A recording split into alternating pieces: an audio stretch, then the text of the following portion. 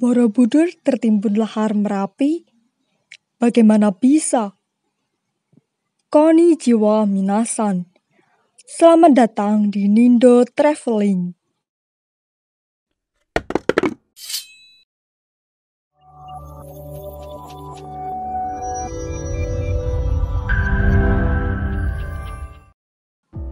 Borobudur tertimbun lahar Merapi. Bagaimana bisa? Borobudur merupakan candi Buddha yang terletak di Desa Borobudur, Kabupaten Magelang, Jawa Tengah. Candi ini dibangun oleh Raja Samaratungga, salah satu raja kerajaan Mataram kuno yang merupakan keturunan Wangsa Shailendra.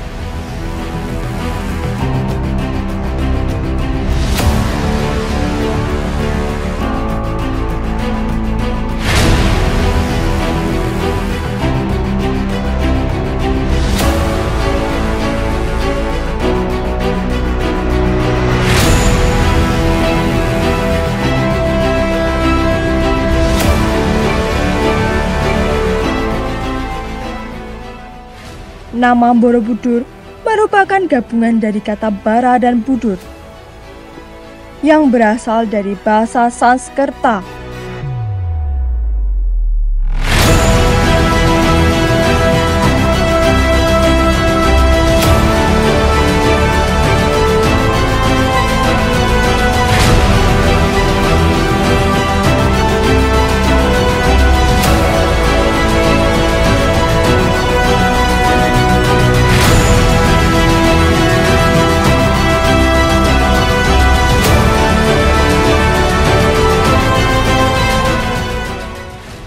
Bara memiliki arti kompleks candi atau biara, sedangkan budur berasal dari kata beduhur yang berarti di atas. Dengan demikian, Borobudur berarti biara di atas bukit. Letak Borobudur sendiri cukup unik, yaitu dikelilingi oleh gunung-gunung yang sangat indah.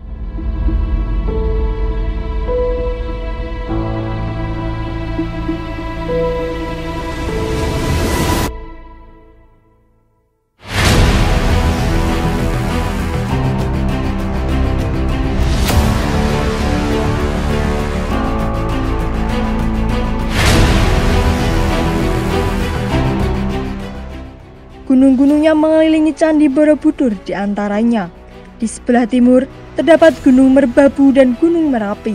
Di sebelah barat laut terdapat Gunung Sumbing dan Gunung Sindoro.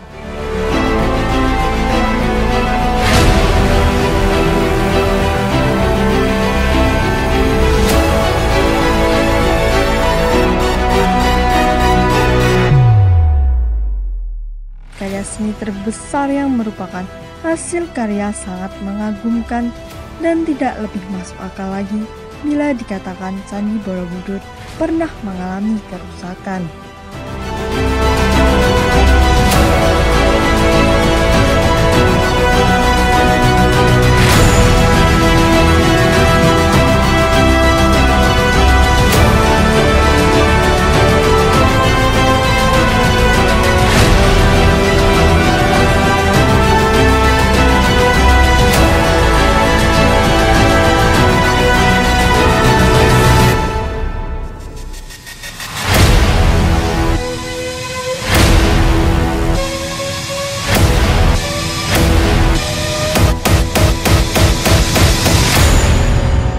Memang demikian keadaannya.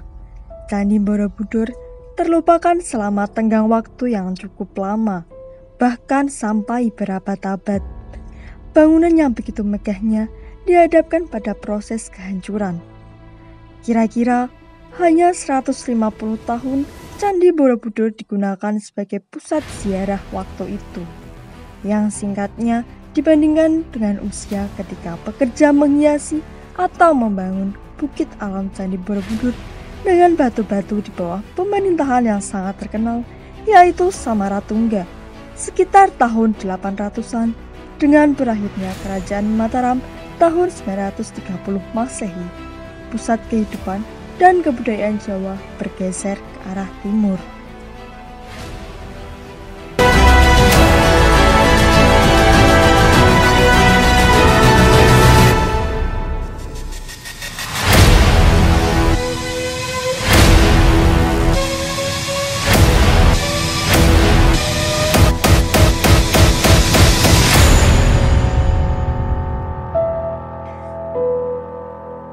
Demikian, karena terbengkalai tak terurus, maka lama-lama di sana-sini tumbuh macam-macam tumbuhan liar, yang lama-kelamaan menjadi rimbun dan menutupi bangunannya.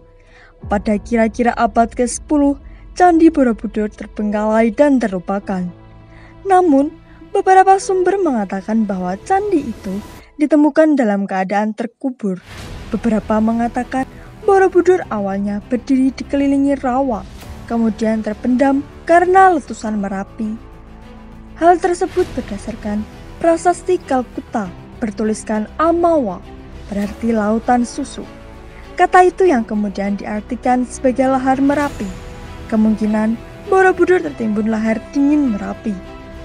Sejarah Candi Borobudur sekitar 300 tahun lampau, tempat candi ini berada masih berupa hutan belukar yang oleh penduduk sekitarnya disebut Redi Borobudur.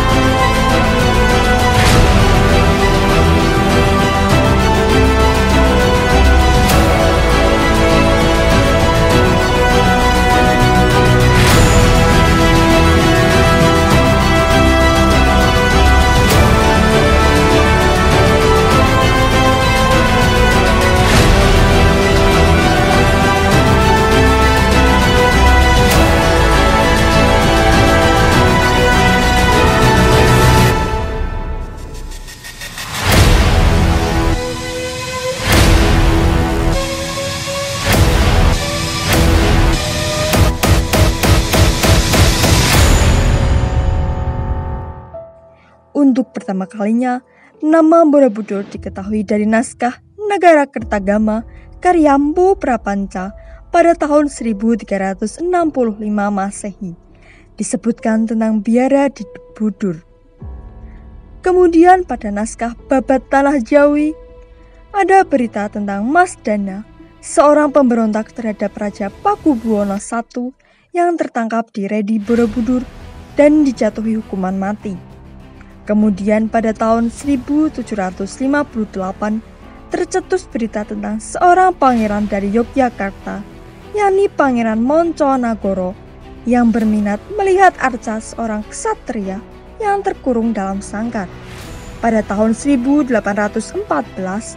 Thomas Stamford Raffles mendapat berita dari bawahannya tentang adanya bukit yang dipenuhi dengan batu-batu berukir. Berdasarkan berita itu, Raffles mengutus Cornelius, seorang pengagum seni dan sejarah, untuk membersihkan bukit itu. Baru pada tahun 1814 Masehi, berkat usaha Sir Thomas Stamford Raffles, Candi Borobudur muncul dari kegelapan masa silam. Raffles adalah Letnan Gubernur Jenderal Inggris ketika Indonesia dikuasai atau dijajah Inggris pada tahun 1811 Masehi hingga 1816 Masehi. Pada tahun 1835 Masehi, seluruh candi dibebaskan dari apa yang menjadi penghalang pemandangan oleh Presiden kedua, yang bernama Hartmann. Karena begitu tertariknya terhadap Candi Borobudur, sehingga ia mengusahakan pembersihan lebih lanjut. Puing-puing yang masih menutupi candi disingkirkan, dan tanah yang menutupi lorong-lorong dari bangunan candi disingkirkan semua, sehingga candi lebih baik dibandingkan sebelumnya.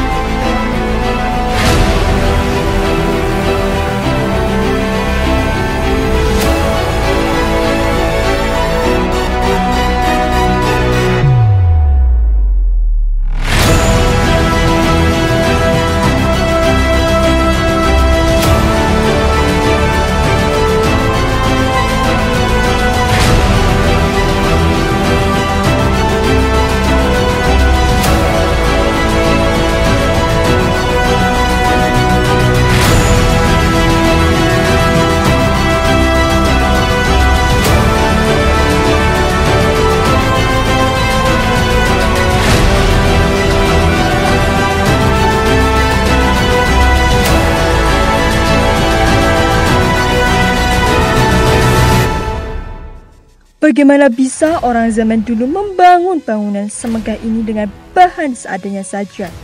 Tidak heran jika candi ini masuk dalam situs warisan dunia. Kita patut bangga dan harus menjaga serta melestarikan peninggalan nenek moyang kita.